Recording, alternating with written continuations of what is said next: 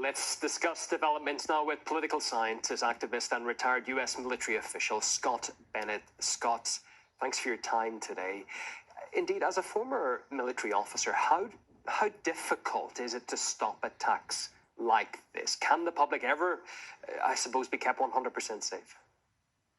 Well, I worked in psychological warfare at the State Department and high levels, and I can say this is a pivot moment. This is a change in the direction and the nature of the conflict, largely because everyone with a brain recognizes Ukraine has lost this conflict and Russia is victorious, as we've seen in Bakhmut and elsewhere. So this is an elevation of the asymmetrical terrorism campaign that the United States and Britain has been orchestrating, from the attack against Daria Dugina to the Crimean bridge to the Nord Stream 2 pipeline.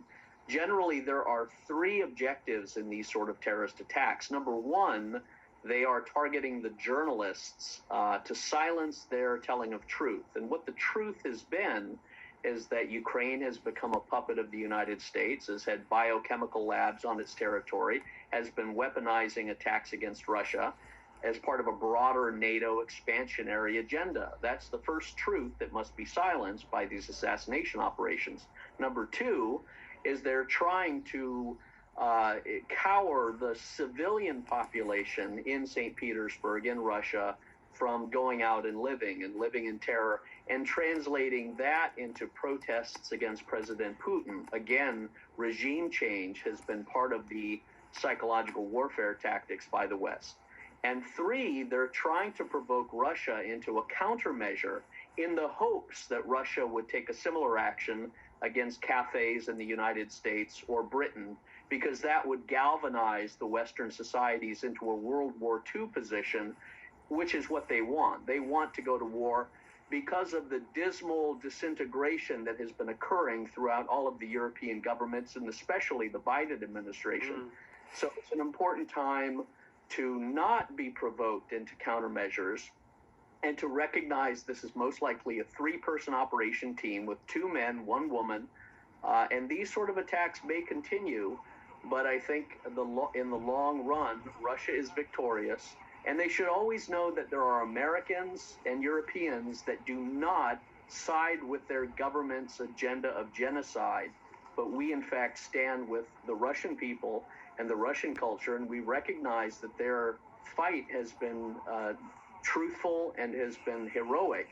And I hope the Russians recognize that there are Westerners that are firmly opposed to this terrible genocide that the West has been initiating since 2014. Scott, as this is a high-profile journalist, a war vlogger, who's been reporting on the conflict for some time, are you surprised someone could bring in a bomb hidden in a statuette and just hand it straight to him? Well, that's why women are used as instruments in these sort of delivery operations, because they're not tested, they're not questioned, they're not harassed, they're not exposed to the brutal countermeasures that would be employed against men.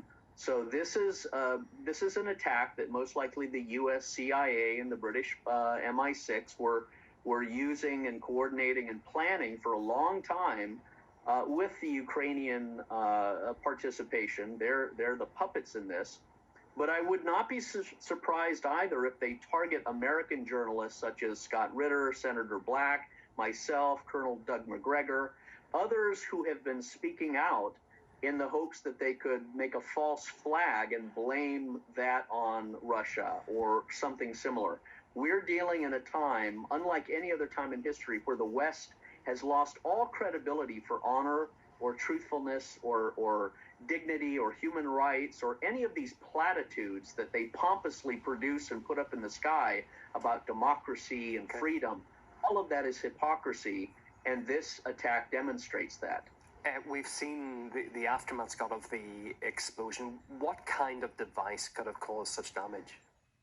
This was a tremendously powerful packed statue with C4, I would imagine, to obliterate everything inside. And sadly, you'll have a lot more people die in the next 24 hours, with others with permanent eye and ear injury.